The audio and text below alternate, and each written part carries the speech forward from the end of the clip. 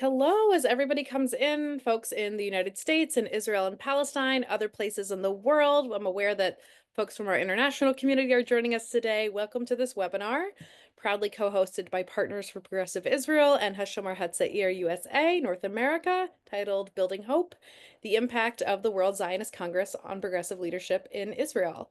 My name is Rabbi Margot Hughes Robinson. I'm the Executive Director of PPI. And before we move into our conversation today, I'll just share a few words about our organization. Partners for Progressive Israel is an American not-for-profit dedicated to the achievement of a durable and just peace between Israel and its neighbors, which includes an end to Israel's occupation based on a two-state solution.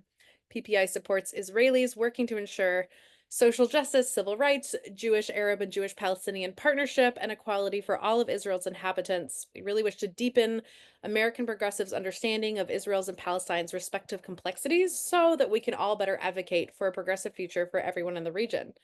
We're very glad to be bringing this webinar to you for free. If you enjoy it and you want more programming like this, please visit progressiveisrael.org or Hashomer's website or both and make a contribution. We are very, very proud to be co-running the Hatikva slate, the only explicitly anti-occupation slate of delegates for the World Zionist Congress. Voting is now open. I presume that's why a number of you are here, and we'll be taking some time together towards the end of this conversation to give everyone an opportunity to vote as part of our time together today, if you have not already. A quick note also about the chat and the Q&A. The chat is open, and it is for folks to communicate with one another, attendees to communicate. All questions for our fabulous and esteemed panelists should be in the Q&A.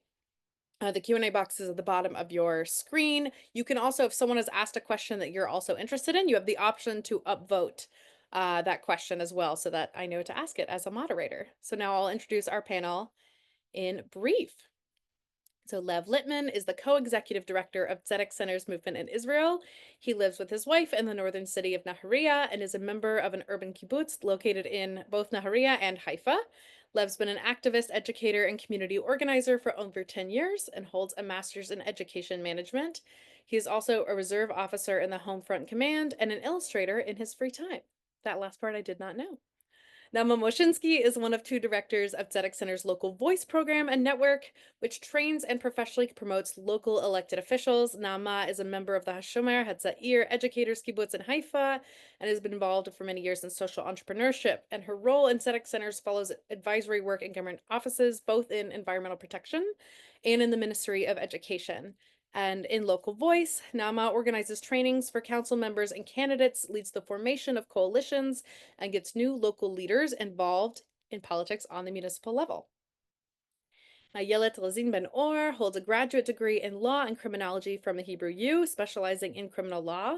She's worked extensively on combating gender-based violence and advocating for women's rights, including leading initiatives for electronic surveillance of perpetrators and legal aid for survivors. In 2022, she was the director of the Authority for the Advancements of the Status of Women, leading national efforts on gender equality. And following the Hamas attack on Israel on October 7th, she founded the Dina Project, advocating for global recognition of gender-based war crimes. She is also the co-director of the Nitzan Fund for Gender Equity and Equality. And joining us later will be Ronit Snir, the Secretary General of Hashomer Hatzair, the first ever Zionist youth movement in Israel. She grew up in Yavna. She was active in the movement from an early age. She eventually served as a counselor and then a Shnat Seilut emissary. And after her military service, she was involved in the establishment of the alumni movement of Hashomer Hatzair and has held a number of different educational and administrative positions in the movement. She's also a feminist activist and a co-founder and chair of the Committee to Promote Gender Equality and Prevent Sexual Violence in the Council of Youth Movements in Israel, and she lives on an urban kibbutz in Harish. And lastly, but certainly not least, Dror Marag, who serves at the head of social activism, Tikkun Olam, and the Preservation of Zionist Heritage Department in the World Zionist Organization, where he served since 2020. He is a member of both the executive and the board of the Jewish Agency for Israel, and he's held a number of different positions, including the head of the Zionist Enterprises Department at the WZO, the CEO of the Herzl Educational Center. He was Secretary General of Meretz, chairman and active CEO of the Zionist Council in Israel, and then had a second term as the Secretary General of the World Union of Meretz. He's been a member of the Jewish Agency Board of Governors since 2010 and serves on the board's Resource Development Committee, as well as a number of other committees. He is a member of Hashomer Hatzair's Public Council, a board member on the Herzliya Hebrew Gymnasia Secondary Schools Directorate, and the former vice president of IUSY. Americans might be familiar with USY, United Synagogue Youth. IUSY is the International Union of Socialist Youth.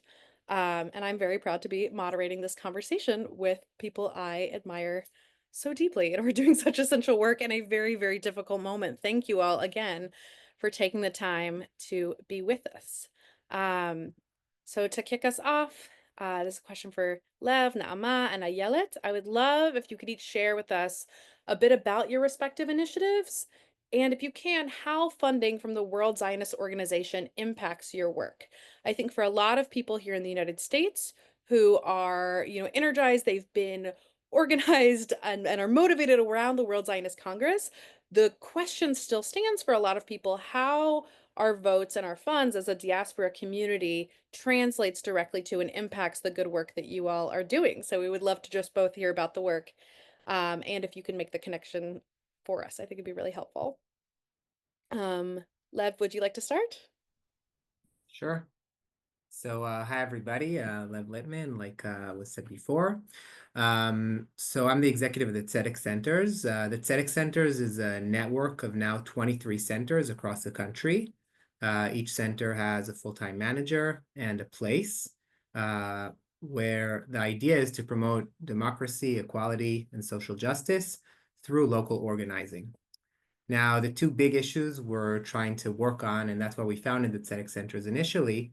One is what we call learned political helplessness, which is, I think you can sort of hear what it means, but a strong feeling, especially in our political camp, that it doesn't matter how much you try, still things don't change, they get worse.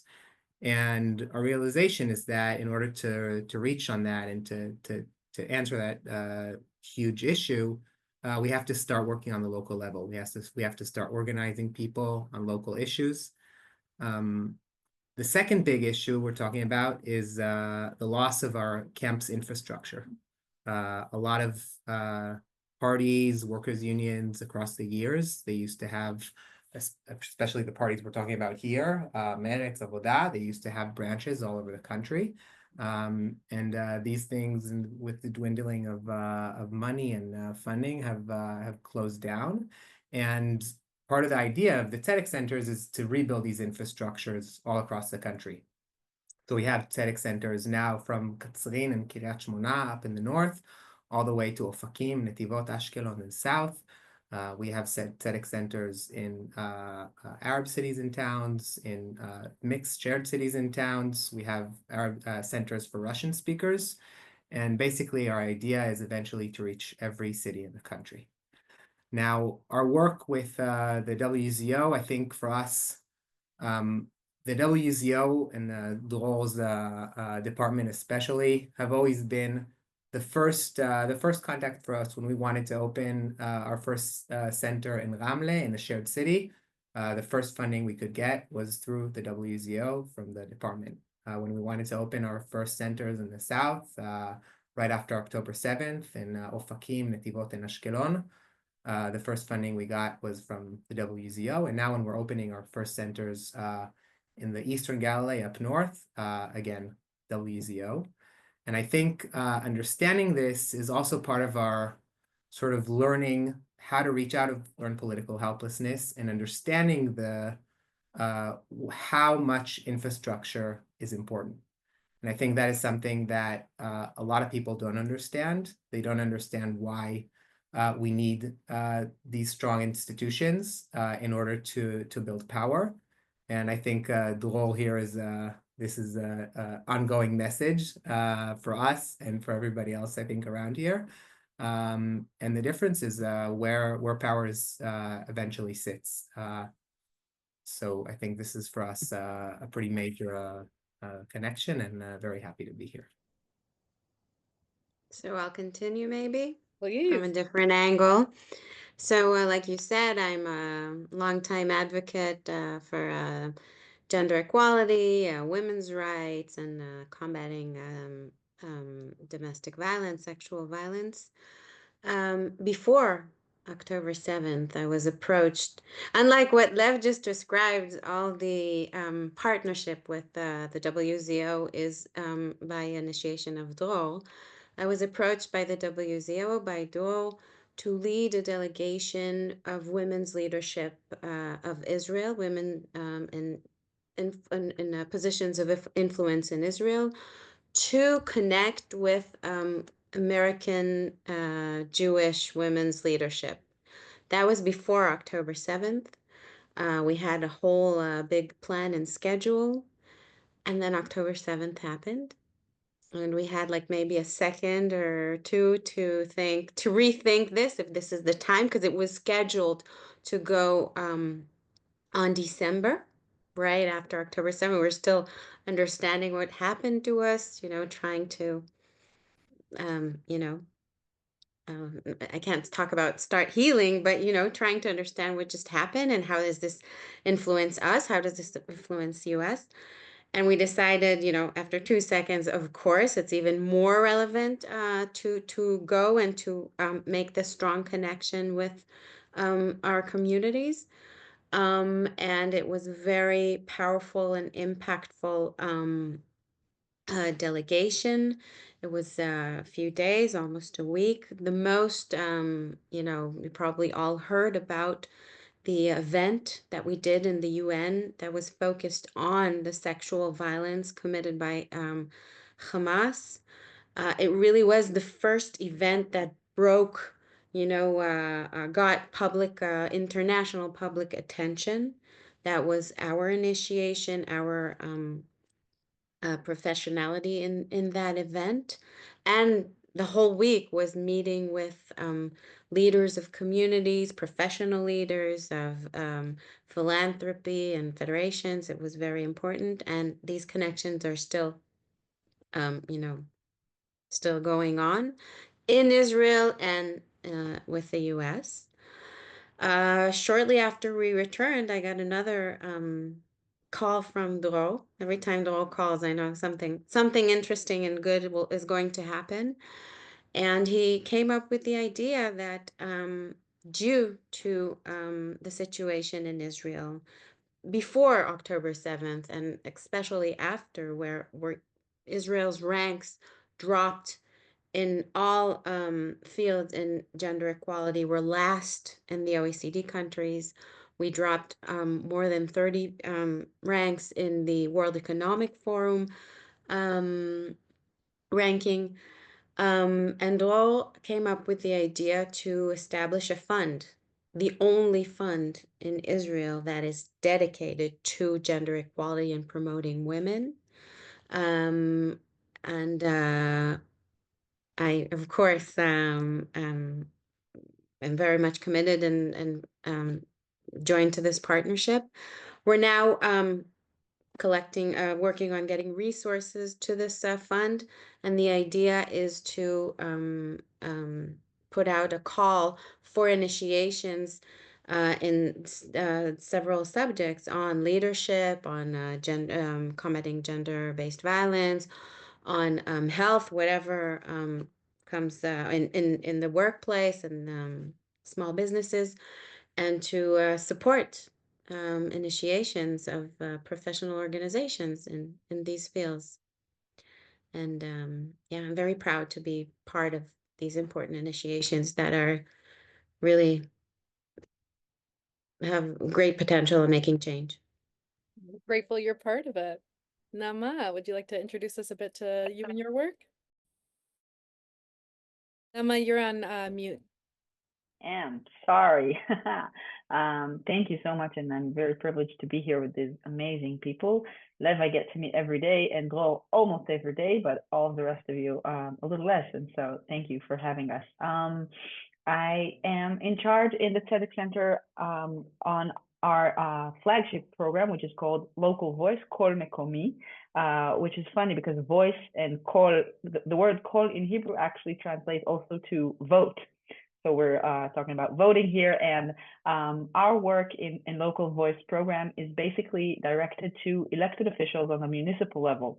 Now, most of you probably know that Israel has 120 Knesset members, but we have 300 and 500 local municipal council members all over the country. It's the most initial level of representatives that citizens of Israel have. And because of the structure of Israel and how it is governed, the municipality is in charge of most of people's lives. I mean, the government is also, but the city is where life happens, and the city cannot be, cannot ignore its issues or its problems. Eventually, someone has to take the trash out of the streets. Stuff has to happen. And so when the activity of tzedek centers started to grow and develop, much thanks to Dror's department in World Zionist Organization, some of our activists came to us and said, listen, we're thinking about running in the 2018 municipal election. It happens every 5 years. So it was supposed to happen in October 2023. And in October 2018, they kind of initially said, listen, we're thinking about running. What do you think about it? And we were like, yeah, very good, cool, go ahead.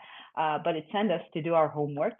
And what we've developed through, after a while, it took us some time, and we did a lot of research and a lot of initial work, and we've developed Local Voice as a training program for representatives who are running, sitting as local municipal elected officials, but also people who want to be candidates when they're graduates of courses in the tzedek centers and activists in the tzedek centers, but also the average Joe who wants to run for office in a local municipal city. As part of our perspective, as much as Lev said, that in order to shape the policies in Israel, you have to be in positions of power. And being an elected official in Israel on a municipal level is not such a strong power, but still is a very important stepstone on your way to change policies in Israel. So today, Local Voice has a network of over 250 elected officials in Israel, and we plan on becoming the largest and most efficient network of elected officials until the elections in 2028, next cycle, with over 1,000 elected officials. We have today 5 different programs, our core program, our advanced program, our department for Arabic council members in Arabic cities in Israel, which is a very unique program because the issues and the policies that happen in the Arab cities in Israel are much different than in mixed cities or in Jewish cities around the country. Huge differences and topics that you have to touch and be relevant for that specific. And one of our most special programs, which is what Ayelet has been part of and Lowell founded about 7 years ago, and has shifted today to become women's prominent leaders in local governance and prominent leaders in the wider Israeli society, that would also be visiting New York this upcoming June. So if you're from New York, I saw some names in the chat, you're very welcome to maybe come meet us.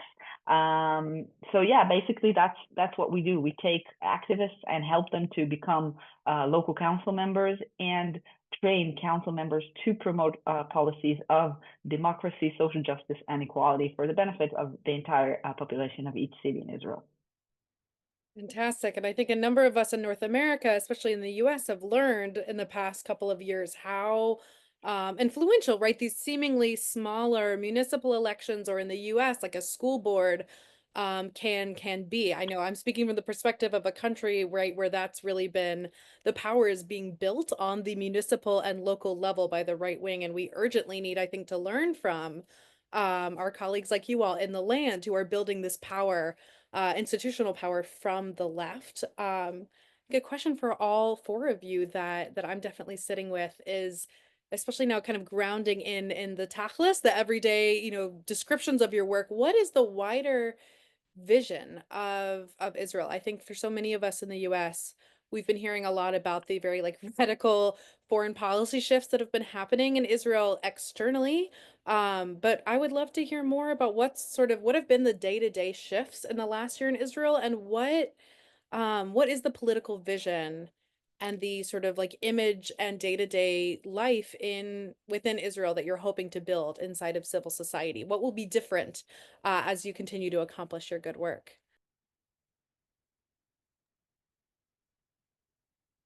Maybe I'll start. Please, Since please. I was in government, just until a year and a half ago, I was the director of the Authority for the Advancement of Women, and then the government changed. And like I said, Israel dropped in all the ranks. Sorry, there was a buzz. Israel dropped in all the ranks of gender equality. Oh, I mean, global ranks. And this is due to lack of representation, like Nama talked about, due to rise and not an efficient governmental I forgot the word, programming for dealing with gender-based violence. um, Pay gaps were in the top of the OECD, all that. And this is October 6th, right? And then the war came, and as always, women pay an unproportional price of um, the wages of the war. Is that a phrase? Um, and um, and into that gap that literally the government has left, that's where civil society came in, and this is where I see the such important work that we're planning on doing in the fund, because the idea is when we get the resources together to invest in these initiations that are supposed to be game changers in the field. There's also the possibility to turn to government and say, let's do matching on this amazing program we decided to invest in on education for technological skills for girls or something like that. The idea is to get the strong forces of Israel's economics to lead, to be like the train, the lead change agent, and the government will follow. That's the idea, because now there's literally no one attending to these problems as, as a whole from a strong position, economic strong position. So that's what we're planning to do very, very soon. I'd like to answer the question. I think where so the question is how do you think what would be a better Israel, or how Israel could how do we see Israel changing? And I think so I have a sort of, I guess, maybe a tricky answer to this question. I think one of the big problems when you're in a stage of disempowerment or deep learned political helplessness is that our political imagination goes two ways. Both, basically, one side is totally disconnected imaginations of, like, we can talk what can happen in Israel, but it might be just like a sort of a utopian idea that we can feel very close to, but it's not. There's no power to actually lead to it. And the other side is our political imagination becomes small, and we can't even imagine how to solve all the huge problems we're dealing with. And I really think the first stage for us is building the power and building the infrastructure and building this political movement, which is more than just people who run for the Knesset, but something that starts from people on the ground in every city in the country, with every group in the city of Israel, mayors, through eventually also parties and Knesset members. And I think when we hold this power and we hold more power, we can actually, our imagination, we can also imagine further, because I think now for a lot of Israelis, things are really stuck. And our imagination can actually lead to real change. And I think for me, being in this role gives me the opportunity to now imagine a more a just place and an equal state, a democratic state where everybody feels belonging, and where they have their ability to thrive. But I think it has to go through this sort of structure building, which is, I think, what we're really focused on now. I want to tap into what Lev was just saying and emphasize, I think, our role, specifically in Local Voice as a department under tzedek centers, in giving the basic training and the infrastructure needed for those people who are serving as local representatives to do their job better for the benefit of the citizens of the cities. So if, for instance, I don't know how many of you know the municipal government level in Israel. Not a lot of Israelis know how it works, but the council members in Israel do not get paid, do not get even refunds for their activities. They are basically full-time volunteers to do their roles, and a lot of the citizens in the cities don't even know them after the elections. They might know who the mayor is, but the city council members, they're not known. So my privilege to work with them is basically to work with the most prominent people who just volunteer in order to do good. But the ability to do that and to do that for a long time, for 5 years, and then maybe get reelected and get in better positions of power within the city, it's very, very tough. It's it grounds you to the ground. You lose yourself, and you have to hold a job to get paid. And most of the people are parents too, so it's 3 jobs within your job at the city, which you don't get paid for eventually. So being the home for trainings and lifting people up when they do the important roles of changing policies on the municipal level is super important. And I think it's basically strongholding and building the municipal level as a place where life matters and every identity of every person in each city matters, no matter what the city is, no matter where it is on the map, if it's periphery or center, if you have resources or you don't, how you can promote your work and how you can promote social justice and democracy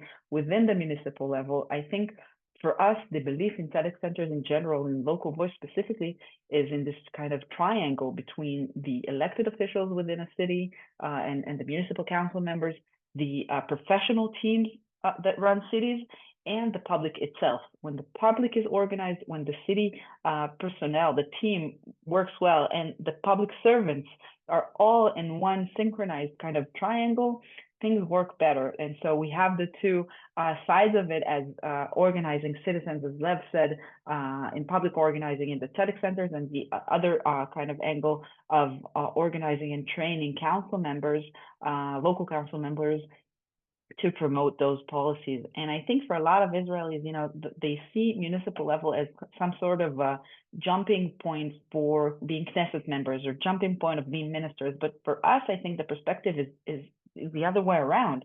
I mean, when you're a mayor, when you're a vice mayor, when you are, a solid position in a city, you affect a lot of people's lives, even sometimes more than some of the ministers in Israel, and definitely sometimes much more than Knesset members. So the ability to cultivate change and really promote policies of social justice and democracy within the municipal levels, I love my job. I love doing that and working with council members, and I think that's kind of tapping into what Lev said is kind of the putting all the pieces together in this kind of a crazy puzzle.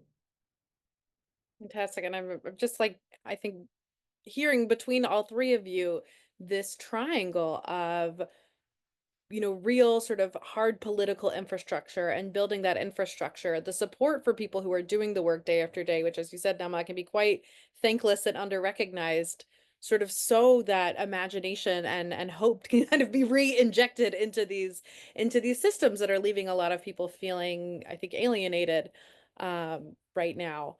I'm so curious also, right, as Hashomer North America and PPI are based here in the US, what is it that you 3 or you 4 and more broadly like Israeli progressives, right, who I think are so sort of marginalized in global conversations about Israel, what is it that you need from your American counterpoints in this moment? What are the most helpful things that we could be doing, either in terms of narrative or more like logistical tachlis assistance? Well, I think the obvious thing is, well, as always, first of all, to vote when you can. I mean, I can't, I guess it's hard to explain how much these things have changed for us. I also saw this question here about government funding. I think in a lot of ways, the government, the resources that are held by the different structures that are eventually hold this voting actually affects from the JNF through the WZO and so forth. These are structures that have huge resources, probably more similar to government funding than private philanthropy. And I think realizing this is something very extremely important, to see this as this is how change actually happens. And the fact that we've realized in the past few years that we have to build power and start heading into these places, into getting government funding, into getting municipal funding, into getting funding from the World Zionist movement and its different structures has been important. But when we reach in there, when we go into these structures, a lot of the times you see how the Likud has been doing it for so long, how the settlers have been doing it for so long, and you see where the resources have been going. And I think it sort of explains the political shift that Israel has gone through. It's not, I think before the shift in people's agendas and the way people perceive things, it's actually a shift in power, and it's a shift in resources. And that's why for me, it was extremely important to come and speak here today, because I really think these elections are extremely important and actually have a huge effect on our lives as organizations, but also as people living here. And sadly, for Jews in the world as well, because we're all connected on this crazy ship. Absolutely. Nama and Ayelet, things that you would like to add? How do we best show up for you as fellow progressives? I want to connect to what Lev was saying and suggest that I think a lot of the time the image of Israelis and maybe young progressive Israelis is non-existent. I mean, Israel as a government and its public relations does a lot of work to not support, kind of lightly putting it, our perspectives and our positions. And I think to spread this kind of messages that we are young Israelis fighting to save our democracy and creating a just society here, trying to promote our values. I think promoting and kind of spreading out these messages is super important for us, that you could echo on your side of the ocean. You could do that also first and foremost when you go to vote, when you strengthen the institutions and the infrastructures that allow us to continue our work.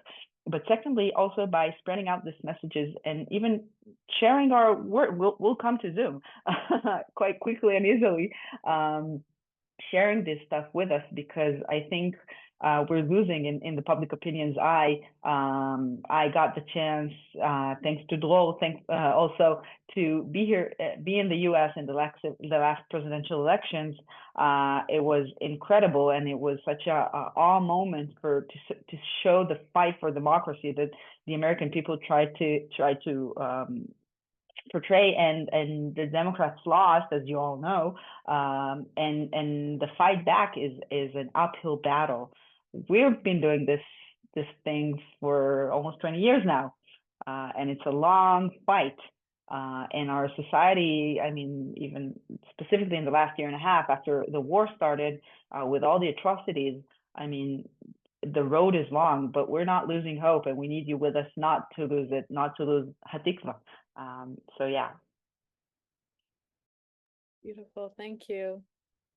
Ayelet, anything you'd like to add? I guess at least from all my project with the WZO, and it's really strong core of my beliefs, is that these partnerships are like the really the key factor in all the challenges that we face and overcoming them. And, in our delegation, that was, and Ronita also joined us, and she was part of that delegation. She can talk about that a little bit too, maybe. These connections that are made personally and professionally are really important to learn from each other, to support each other's struggle. And again, this was planned before October 7th, and then it became so much more relevant, connecting with American Jews and seeing how we can support each other in this, because I always say we got the front line to this catastrophe, but American Jews are still having their own challenges around this, and we see the anti-Semitism in colleges, and I have, when I was in New York, I was recommended to have an Uber name. It's not, you face terror, anti-Semitism in different ways than we do, but it's all under the same name, and we have to find ways to challenge this together and to face this together. Specifically, I've been working on the gender-based violence on October 7th. Like I talked about in that UN event, that was the beginning of it, but I've been working on that ever since, and that is something that we need your help, and also pushing back on the the narrative of minimalizing and denying and all that. And also, I always say on October 7th, I have two girls, two projects born. It's the Dina project on the gender-based violence, but it's also the Nitzan Fund, which is going to be a very, very strong force in building and rehabilitation. And we also need a support on that, because it's going to be the force that's leading. It's a breakthrough in this organization. It's going to be leading the change in this field. So also the support on that, and I'm glad to have this partnership with Dror and the department, the full staff, if you don't know it. It's very committed to this subject. Thank you all so much. And on this theme, I think of healing and rebuilding, I'm very excited to welcome an additional panelist, Ronit Snir. Thank you so much for joining us. Lev and Ayelet and Naama already had a little chance to introduce their work and to talk about the impact of both Dror's department and the WZO more broadly on that work. But if you would like to take a few minutes to tell us about yourself and about what you've been working on the last 18 months, we'd really love to hear it. Okay, very glad to be here. So long day of Purim, so this is with many kids in the living room, so I hope it will be okay. So my name is Ronit Snir, and I'm the Secretary General of HaShomer HaTzair in Israel for the last 6 years. Very challenging years. And I live in Harish, in an urban kibbutz that we established as a movement, as an adult movement. And of course, I'm a part of the WZO. I represent Brit Meretz. I'm the second member. And many of our projects are connected from Eretz Ha'ir and the department. I would like to talk especially about what we did since October 7th together. I mean, what happened in October 7th was really personal for us as a movement, because we have 8 kibbutzim next to Gaza border that suffered. Niroz, I think, is the most famous one in a bad way. That suffered in this day and ever since. And everybody in HaShomer HaTzair knows someone, at least one person that was there. And of course, in October 9th, we were already in the hotels, in Eilat, in the Dead Sea, wherever we were needed. And we did educational work mainly, but also everything that was needed there. And our first partner that we turned to when we needed help in like getting this project to be built like in seconds was the WZO. I mean, since the first day when we needed like equipment, when we needed help, that was the first like 4 or 5 months that we were back there in the hotels. We did a lot of educational work, like from babies to 18 years old, and like a culture project in the kibbutzim, and we established the schools before the Ministry of Education of Israel came there, and should I talk about Derech Ravid now? Dror, I'm not sure, but let me know what is the timeline. That would be great. Yes, please. Okay. And after like I guess around half a year, and we went to this tour in our kibbutzim. Some of them were on the way to back home or to like a different location that they will be, which is not an hotel. And we asked them, what help do they need? I mean, we had many ideas of what can we do, and what they say is that the education system of the kibbutz is like a really one of the most important, if not the most important, to the community resilience in these days. I mean, both for the kids and for the parents and for the community to have like back their normal life and traditions.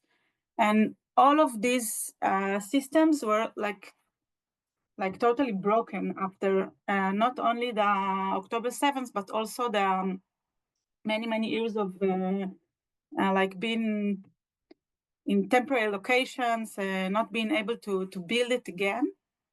And they needed help in having like the best people to be guides in these systems, and to be guides and to stay for as long as they can. I mean, because it's so important that the guides will be like stable, that you can rely on.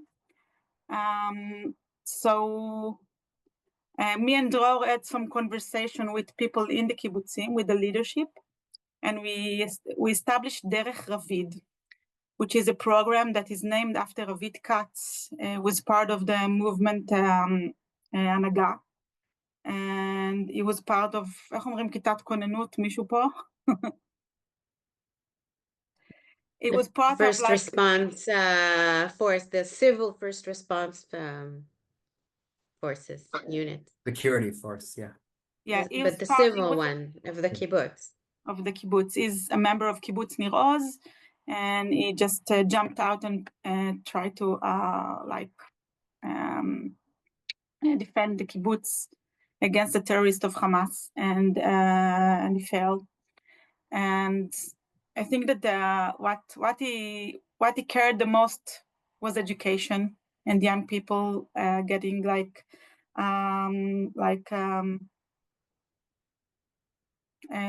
the best opportunity to have a good future, no matter where they came from. So we decided to name this educational project after him, and we managed to bring to now 7 kibbutzim in the south the best guides, and to build a system around them that will help them to stay and to be as best as they can. We have this cooperation with the Israeli Trauma Coalition, which is also, by the way, a connection that we had from the delegation that Ayelet and I were in New York with the department. So they do, they guide these guides in like trauma-oriented education, something like this. This is not the right term, but you understood what I mean. And we also resilience is the word they use a lot. Resilience. Resilience, that's their expertise. Yeah. I mean, to be the best guide in an environment that is had a huge trauma, and to have like the right educational tools to approach the kids and their parents. And also we raised money to give them like, וואו, אנגלית ושעה. מי יכול להגיד לי מענק התמדה? Scholarship. Yeah, like kind of a scholarship that will be like Commitment yeah, scholarship for proceeding, for being there in a long term. for the full year.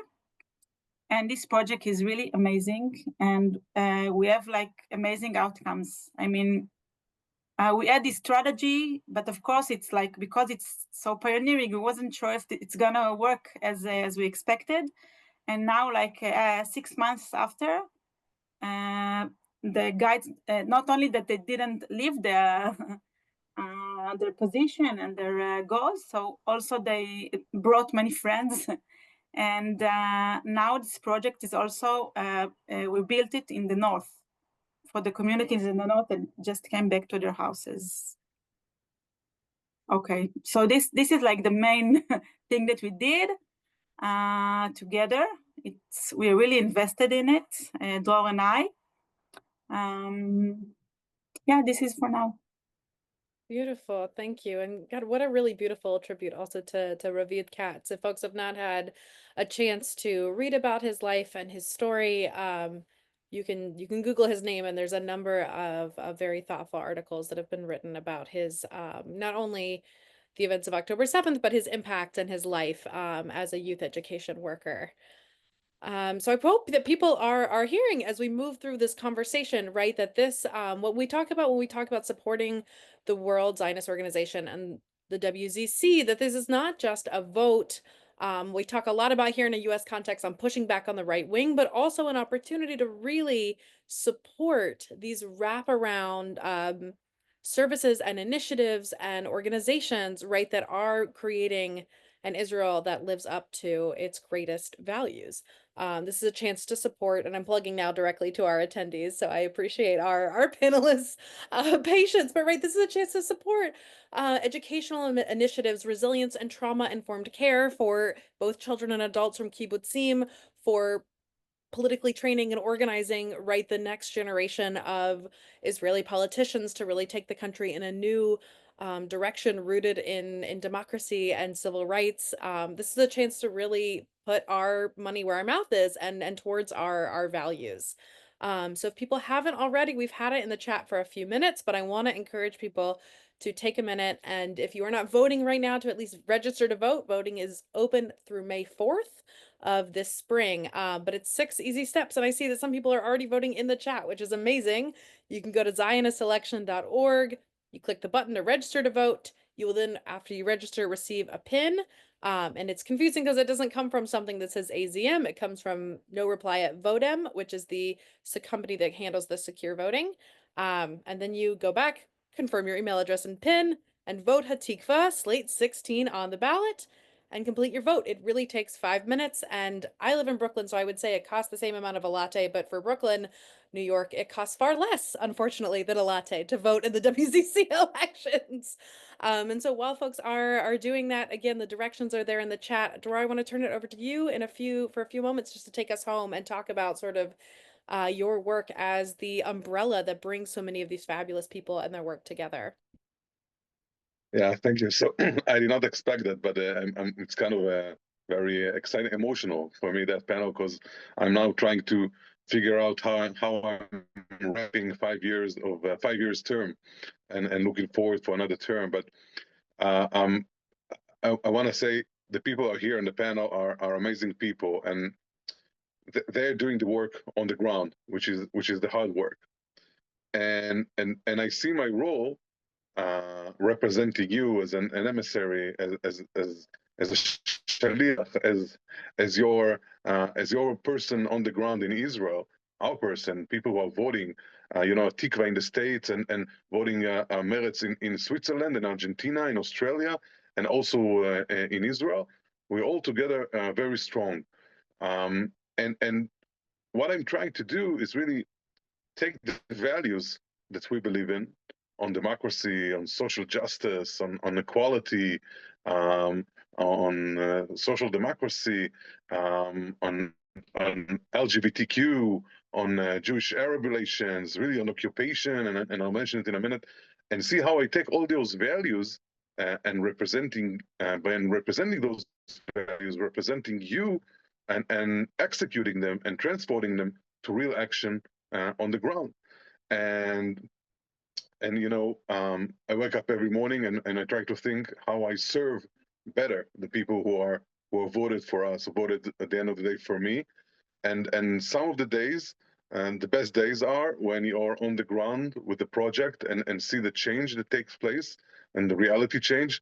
I just got back today from Nir Oz with some people also from HaShomer HaTzair, checking the possibility of maybe a group of HaShomer HaTzair will relocate and start living in Nir Oz and rebuilding the kibbutz. And that's Zionism. That's the Zionism that we want, trying to rebuild the kibbutz, represent the kibbutz, represent our values. And in some of the days, it's really being there with a lot of right-wing people, and trying to fight for our values.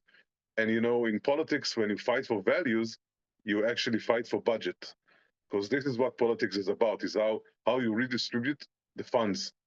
And when you are responsible for several billions of dollars a year, it's up to me and people, and Ronit is also an executive and our representative in the board of directors of Kakal, for example, is to fight to how to redistribute the money, the funds.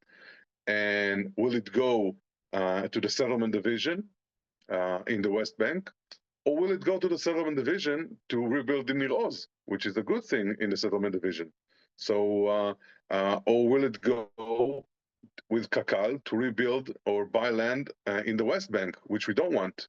So we would prefer that Kakal would invest, like we're trying to do, 500 million shekels this year to build houses in Kfar Aza, Be'eri, and Nir Oz, and all those places who were hurt, and build new houses for new people to come and strengthen the communities there. So it's all about, if I'm trying to build an LGBTQ program, which is something new that we never had, or Jewish Arab relations, that for me that's what Zionism is all about, because no one is going anywhere. We're all gonna live together in Israel, and so making sure that the money wouldn't go to settlements, to stay in the right places and create new programs that no one ever dealt with. That's unique. Or when at the end of the day, I'm in charge of Mount Herzl, the educational center there. And so people would come there and you show the values of Zionism. It's not what the settler is about. It's what the pluralistic values that we want to create, and how we educate people who come there. So there are so many things that at the end of those chains, and I'm the last part of the change. Once you get there on the field, you can. That's what it's all about. That's what those elections are all about. And I think now we are in a position in Israel in the Knesset, but we're not in a position in the World Zionist Organization. We're in a place where we can influence. It's a whole ecosystem, a political ecosystem, where we can make a difference on the ground and educate and help and support and change reality. Okay, if we stopped Kakal 2 years ago by investing 300 million shekels in buying student land around Jericho, we did something, I would say, significant. And when we're fundraising now for the Nitzan Foundation, and you can Google it, and okay, you can support that. That's something that they would help people on the ground. These are initiatives, are things that no one else is doing right now. So it presents a lot of values that we fight for in the States, in Europe, in Latin America. We have groups, we are very strong together with all our groups together. So we're not alone. When you vote for Tikva, you're not alone in the States. There's a lot of people that share your point of view, your lifestyle, that want a different kind of Judaism, secular Judaism, even in many ways. That's also something that we fight for, cultural Judaism, humanistic Judaism. So, and we also support reform and conservatives. which is part of our ideology to support also the other religious streams that are not Orthodox or ultra-Orthodox. By the way, by voting at Tikva, we're voting also not able to the ultra-Orthodox damage the Reforming conservatives, but that's their agenda in those elections right now. So we're also preventing that. But so we represent a point of view which also cares about those streams that has no other representations of power in Israel, but they get a lot of budget that we allocate to them to increase their also effort in Israel. So by voting for us at Tikva, we also help those streams. So at the end of the day, we're talking about a lot of funds that we deal every day in the committees, in the executives, how to run those things. So that's my message to you, and you can see things that we can actually make a change, and I think change people's reality and change their life. That's our goal, and slowly, day by day, on the ground, we're changing the reality in Israel. It's not easy, but we are doing our part. Beautifully said. Thank you all. I feel so much gratitude, both for all of you taking the time to be here in the evening, your time, but also how much more so, right? The incredible work that each of you are doing every day to really wrench things away from an ultra nationalist and ethnic supremacy supporting right wing towards an Israel that really feels like it's reflective of our values and the world that we want to build together. So Naama, Lev, Ayelet, Ronit, Dror, thank you so much. And thank you to everyone who's joined us for the last hour.